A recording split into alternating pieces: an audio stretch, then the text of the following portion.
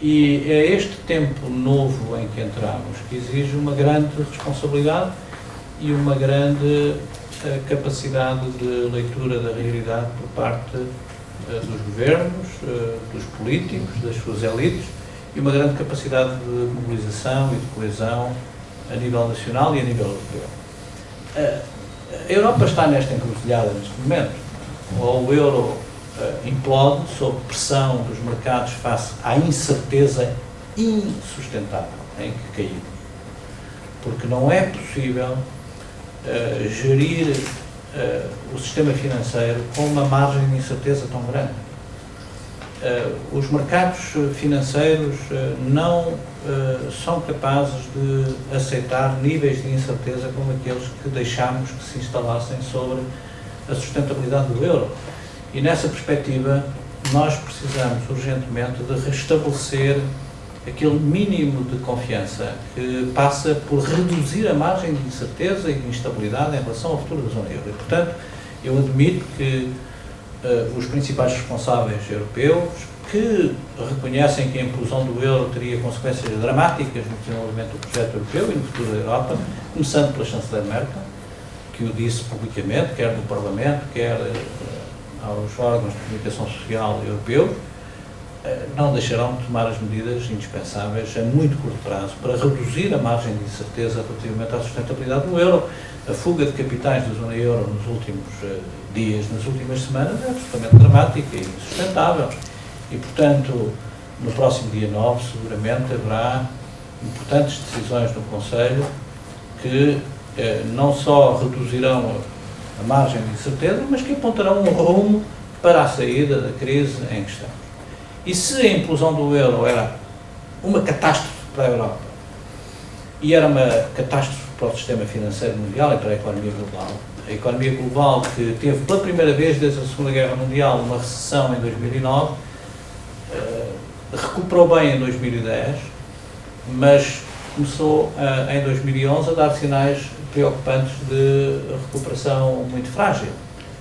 E esse processo não deixará de ser ainda mais afetado pelo desenvolvimento da crise europeia. Se a crise europeia for superada, ou pelo menos se houver estabilidade relativamente ao futuro do euro, independentemente da definição do grupo que o constitui, é óbvio que a economia mundial terá condições de recuperar mais rapidamente. Mas se isso não acontecer, nós vamos para uma grande recessão e para uma nova depressão a nível mundial, porque em cadeia os sistemas financeiros estão tão interconectados e tão interdependentes que a asfixia de crédito e de liquidez na economia global não deixarão de ter um impacto brutal no crescimento da atividade económica a nível global. E por isso nós temos que apostar na racionalidade dos nossos dirigentes europeus e, sendo o projeto europeu um projeto construído pela razão política europeia, nós temos que continuar a acreditar que a razão política é ainda a chave para a solução dos problemas com que nos confrontamos. E por isso eu acredito que nós vamos entrar definitivamente numa fase de refundação do euro e de reconfiguração do projeto europeu, seja no plano institucional, seja no plano político, seja no plano estratégico. Acho que a refundação do euro passa necessariamente pela estabilidade de um núcleo federador.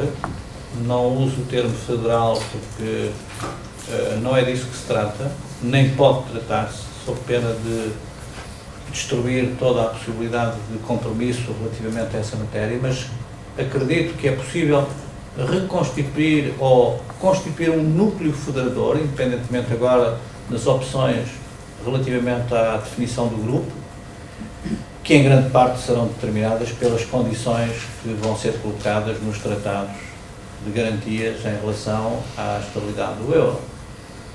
E nessa perspectiva acredito que podemos ter tensões dentro do grupo atual da Eurozona que podem vir a determinar a redefinição do próprio grupo. temos que estar nós, particularmente, país em situação de particular fragilidade, muito atentos a essa realidade. Depois, acredito que será possível reconstituir o círculo da integração a 27, alargado aos Estados que já estão hoje na calha pelo alargamento, e um círculo de alargamento que será mais ambicioso, eventualmente, e até mais estabilizador do processo de relacionamento da União Europeia com as suas regiões de vizinhança. Mas creio que a configuração mais flexível do projeto europeu, que até agora tinha um ritmo cadenciado, passo a passo, a 27, todos em conjunto, mas que viu com o Tratado de Lisboa, na sequência da recusa do Tratado Constitucional, o vírus da intergovernamentalidade introduzir-se no sistema de construção europeu e, ao mesmo tempo, alguns elementos de diretório. Acredito que a configuração que se perspectiva face às mudanças que estão a anunciar-se será mais flexível e será mais capaz de se ajustar à realidade da geopolítica europeia tal como hoje a vivemos. Haverá, eventualmente, problemas difíceis para gerir no meio de todo este processo. Nós sabemos que o euro foi um compromisso para a reunificação da Alemanha. Por isso, a Alemanha tem a chave da solução deste problema. Ontem, o meu ex-colega polaco deu-me particular satisfação ouvi-lo considerar a Alemanha a indispensável nação para a Europa. Não é fácil, está aqui um representante da Embaixada Polaca, da Embaixada Alemã, mas seguramente ficou tão espantado como eu. Eu assisti ao debate durante a presidência alemã sobre o mandato do Tratado de Lisboa. Era bem diferente, então, a posição do governo polaco. A Polónia evoluiu muito no seu europeísmo, na sua visão da Europa. E ontem a observação do meu ex-colega polaco foi muito impressionante, sob todos os pontos de vista, e com leituras muito importantes que temos todos que fazer dessa entrevista e dessa declaração que foi feita. Mas é preciso perceber isso mesmo, que a Alemanha tem a chave da solução, porque o euro foi o compromisso possível em Maastricht para a reunificação da Alemanha, e foi a moeda de troca da reunificação da Alemanha.